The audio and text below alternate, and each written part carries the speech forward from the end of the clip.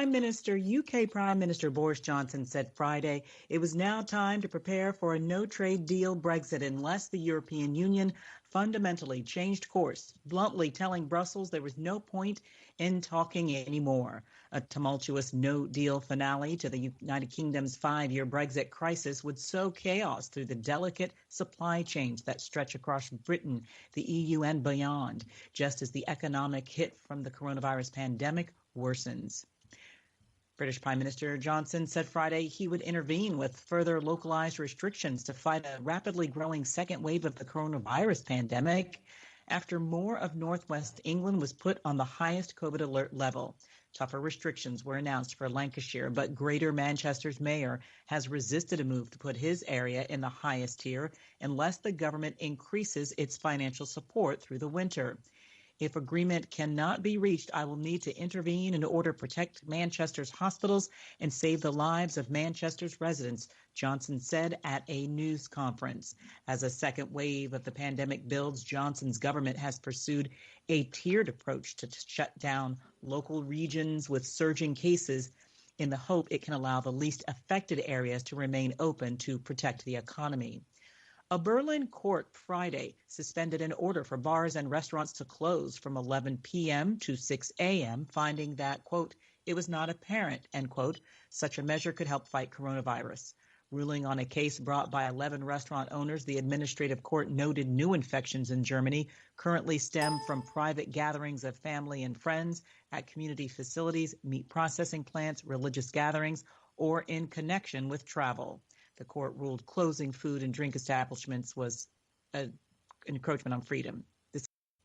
The world's largest randomized trial of COVID-19 treatments found, quote, conclusive evidence, end quote, that remdesivir, a drug used to treat President Donald Trump when he fell ill, has little or no effect on severe cases. AP correspondent Charles de Ledesma reports. I'm Charles de Ledesma.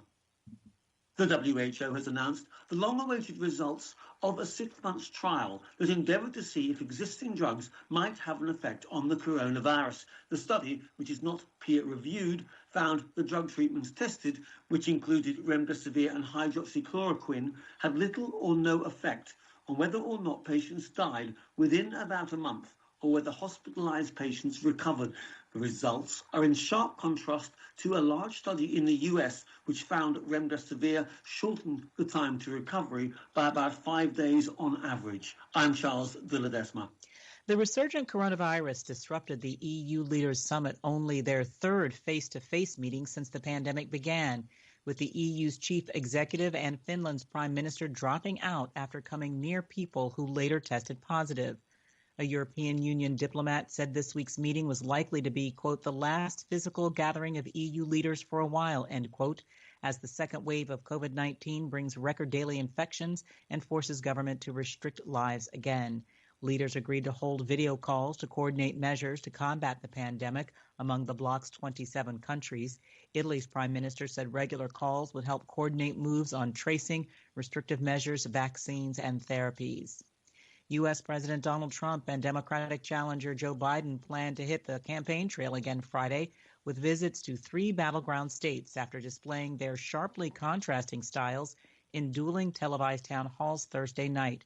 Mr. Trump lags in opinion polls, and latest figures from his campaign show he is also behind in fundraising in the final weeks before the November 3rd election. As the candidates return to the trail, a record 21.2 million Americans already have voted, according to the U.S. Elections Project at the University of Florida.